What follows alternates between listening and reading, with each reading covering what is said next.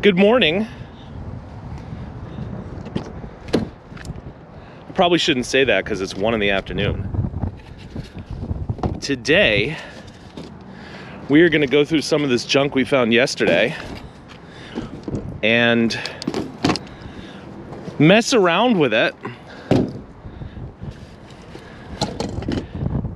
First on the chopping block is this fan. The lady who gave it to me told me that it works. So let's see if she was telling the truth or if she's a big fat liar.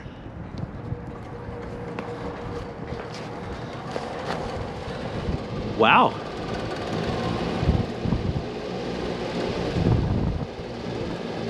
Luckily, the microphone on this camera is on the back. Otherwise, it'd probably be really noisy.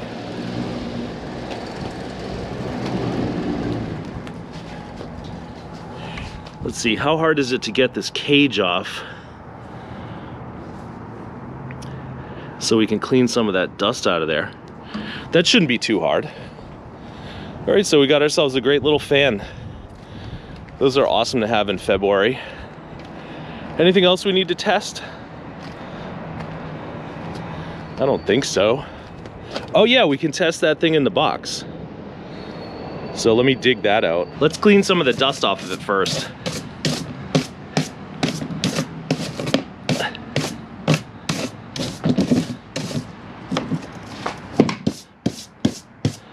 These snow brushes for your car, they're really good at cleaning off dust.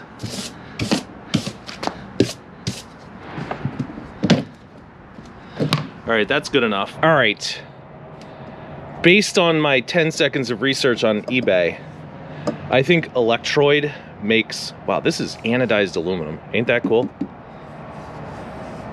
Electroid makes these little clutch units, and I think that this is a salesman's case where he could go around and show people how the clutches work. You guys want to see? First we turn it to on, right? Check it out. And now, what do we do? Manual jog.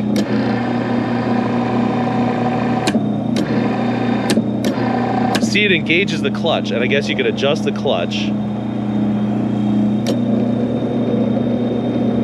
Now it's smoother. You can adjust the brake, and now I guess it does it automatically or something.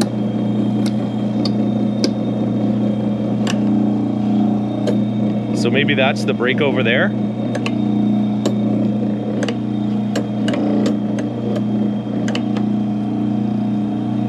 Anyhow, I think what this is a kit where the dude would go around and be like, hey, we want you to buy some of these. And people would be like, really? I don't know if I want to buy it. And he'd be like, come on, check it out. Look, see how good it works? And then they'd be like, all right, we'll buy some. So yeah, I think that's what that is, a salesman's kit for the Electroid Corporation. Does anyone care about that? Will it sell on eBay? You know what I might do? I might put it on there with like a super high price, like $500, just to see what happens. I know a guy who does that all the time, and he's pretty successful with it. Look at this motor. The Jethro Bodine electric motor. That's an adorable electric motor. That might be worth some money on its own. Anyway, mystery solved. Let's go do something else, because this thing isn't really that interesting to me, honestly. I found this sewing machine last night after you guys all went to sleep.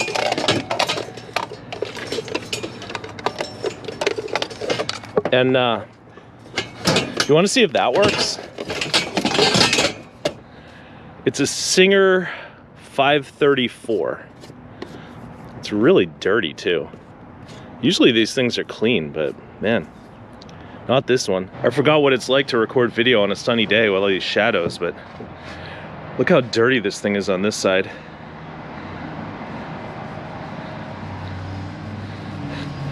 That's nasty. All right, I've plugged it in. I don't know if it runs. There's the, there's your on-off switch.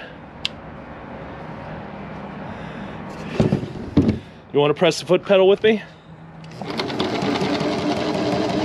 Wow, look at that.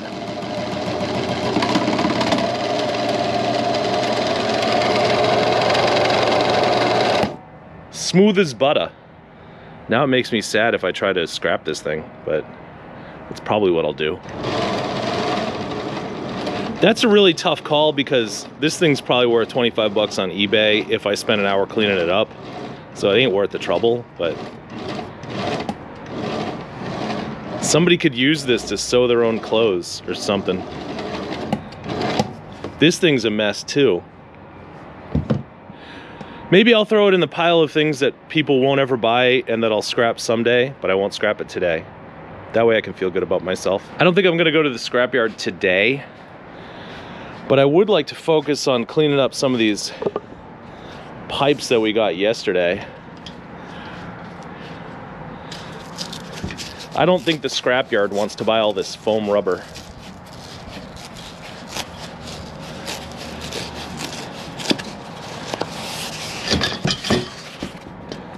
All right, that's how you do that. And these are a little bit long and strong, but let's see if we can use the snap-on Phillips screwdriver to,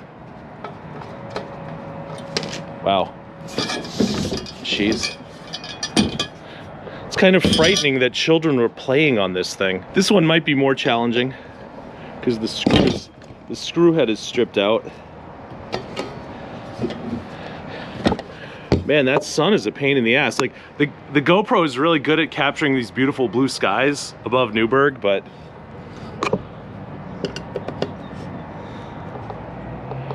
yeah, I think we're gonna have to leave that on. Unless, I've got this can full of stale gasoline from old power equipment.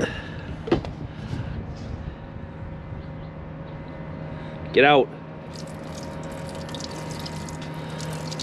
So maybe we can burn that stuff off.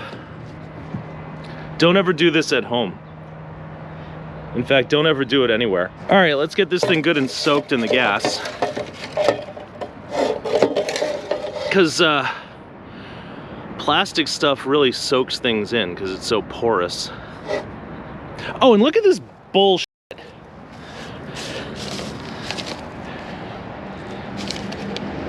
Who threw a McDonald's bag in my yard? Wasn't me. Anyway, I got a rolled up paper towel as sort of like a wick, and we can light that if it's not too windy. And then, oh, there's your thumbnail, lady.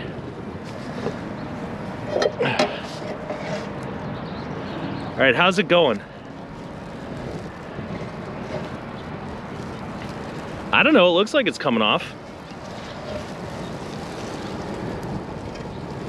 Yeah, look, totally melting. And it's totally windy, and I should probably put this out somehow. Let's see, what do we have that we can use to put it out? Snow shovel?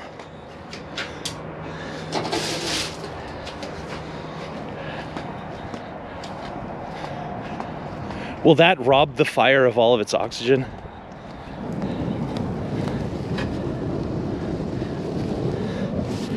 Stop burning, fire. It's not helping. All right.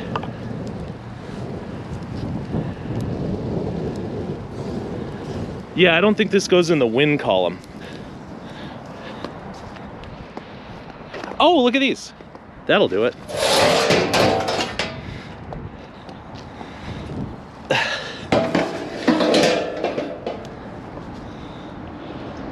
Is it doing it? All right, there's your plastic thing. Anyway, I'd probably better shut the camera off and put this fire out. Here, take one of our buckets, fill it with water, fill it halfway with water so it won't be so unwieldy. Think that's enough? And then we will go back over here. And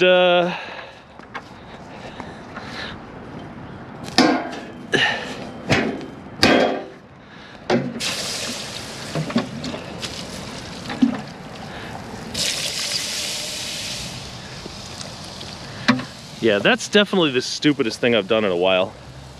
So I'm never gonna do that again, I think. Anyway, I guess it basically worked. Or did it? All the plastic's still on there, it's just melted. We'll have to throw that in the back of the pile at the scrapyard. Speaking of things I do after you guys go to sleep, I found this big Trinitron TV the other night. And the shadow situation isn't looking good. But let's see if it works. It seems to be powering up.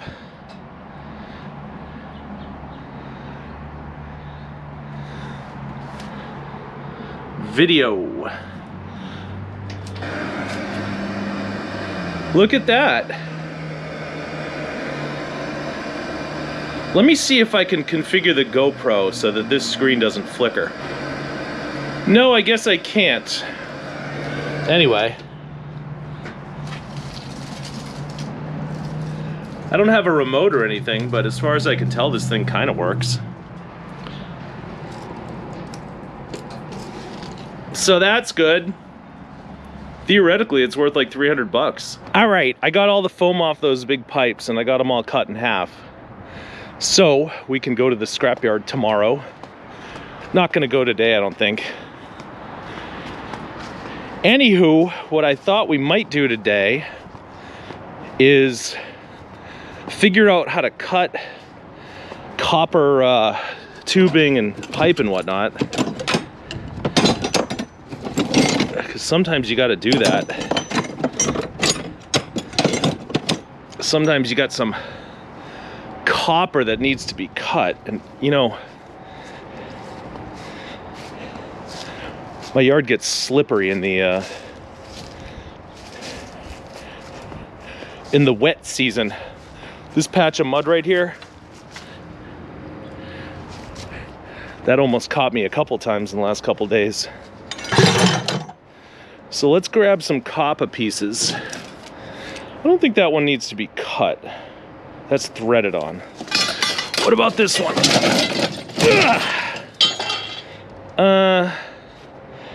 It does have a brass niblet at the end. And I think those elbows are brass too. So that'd be a good one. Fits perfectly in the bucket. And then the important one would be this one over here.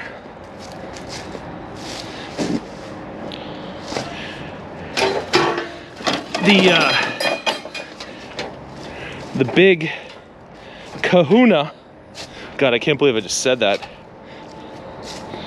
The heat exchanger.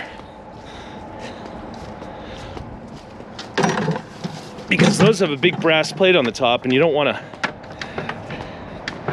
screw yourself out of dollar value. So let's look at some of the ways that we can cut these. One of the ways that I cut copper tubing is with these big hedge cutters. And they don't work great, but they're free because I found them in the garbage. So if they work once or twice, then I guess it's worth picking them up. So let's give that a try. See, it doesn't work that great, but what it will do is it'll put a crease in the copper and cut part way through it, and then you're good to go. So if you use it 10 or 12 times before it gets too dull to use again, then you got your money's worth because it was free. And the more leverage you can put into this, the better. See how I got my foot on the thing and, you know, I've got it down on the pavement. So it chops halfway through. And then that'll come the rest of the way off. And that's one way to do it. That goes in the brass bucket, which is the fire bucket. The next method is probably my least favorite, which would be the hacksaw. And I use this in a pinch, but I don't like it because you really need to put the work in a vise, and I don't have a vise out here. So the pipe moves all over the place, the saw blade gets stuck, and it really takes forever to get through it. But once you get into the pipe, see, it gets stuck there. You know, once you get into it, usually it's a little easier. But I tend to give up on these pretty quickly because it's just, you know, every machinist who's watching this is laughing at me right now. You know, every real manly man is having himself a chuckle at my expense. But I can't use this thing to save my life. And so I got halfway through it and I'm giving up already. Maybe I'll flip it over and go from the backside.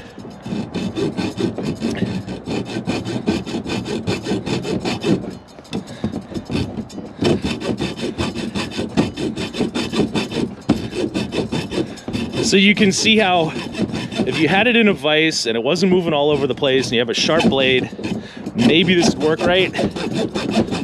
But right now, I categorize this as a pain in the ass, and so I'm gonna just break it the rest of the way by hand. That can go in our brass bucket. And look, we have a piece to go in our copper bucket finally. And another problem with the hacksaw is you get all these little copper filings everywhere, and that's not good. So while I think this is a really good tool, I think it's a nice hacksaw as far as hacksaws go, and it does have its purposes, I don't like using it for cutting copper. The next way I like to do it, which is graceful and easy and satisfying, but pretty slow, is the old Tubey Tuberson, the tubing cutter. See how that went through that like butter? But if you have to do a lot of tubes, this kind of gets slow. This is a Superior Tool one. I got that out of the garbage, I'm sure. But these are pretty cheap. And it does a good job. So that's my favorite way to do it. Also, I don't think the guys at the scrapyard really want steel handles on brass valves, so I like to take these off. You know, it's just courteous. All right, for our next methodology, we need to go in the Glovey Gloverson and get our safety glasses out, because we're going to be using some harsh impacts. Get your hammer, get your hatchet. You can also use a chisel. Hopefully the hatchet is sharp. Mine's not that sharp. And then you get your piece and you make sure that it's firmly supported. We're supporting ours on our Durr log splitter. Anyway, once your safety glasses are firmly in place, you position your hatchet thusly, and you just keep whacking. I think the camera kind of fell over, but see what we did there? See that beautiful gash? It's nice when your pipe gets to fit into a beautiful gash. Anyway, we can finish the other side.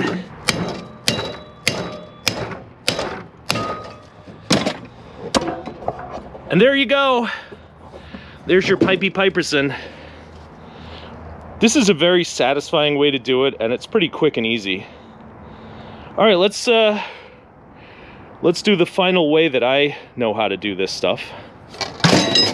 The last thing we're gonna try today is something that people like to call the Zawzaw, but technically it's known as a Sawzall because it'll saw all things, including copper pipe.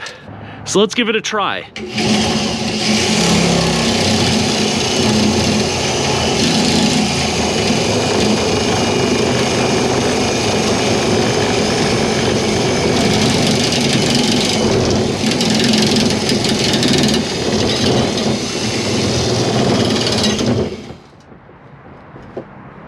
think I have the wrong blade on here.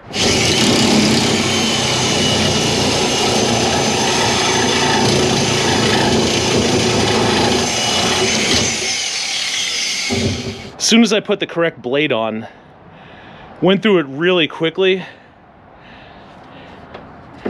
And this is a beast of a machine, which I also got out of the garbage. But I don't use this that often because most of the time I don't have the extension cord plugged in.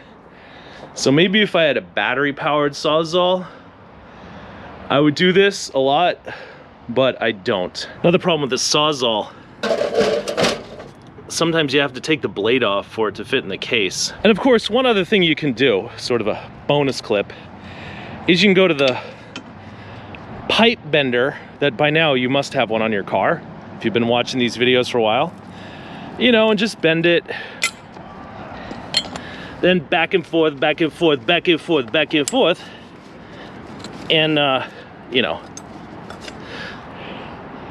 it's not graceful, but it is really, really fun. And I think that's going to do it for us for today.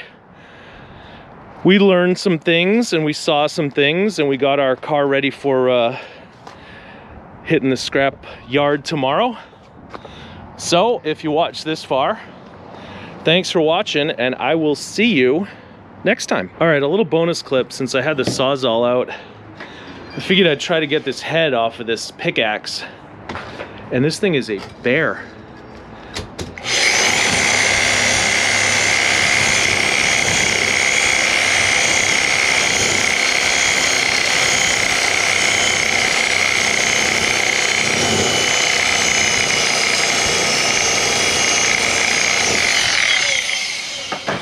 I've been cutting at it and pounding on it.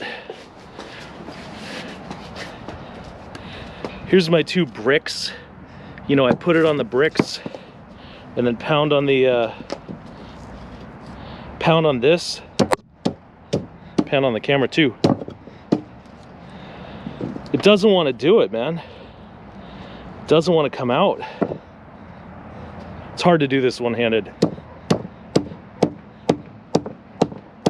I mean, have you ever seen anything like this?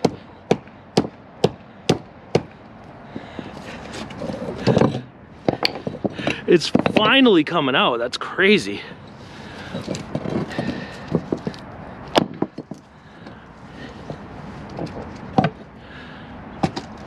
This is just like the beast that wouldn't die. All right, I've got it in my crotch. Wow. Still doesn't want to come off. Get out. All right, I guess we won that one together, but that was the toughest one ever. And usually I just cut the wood off, but the scrapyard ain't buying wood. They're buying metal. Thanks for watching.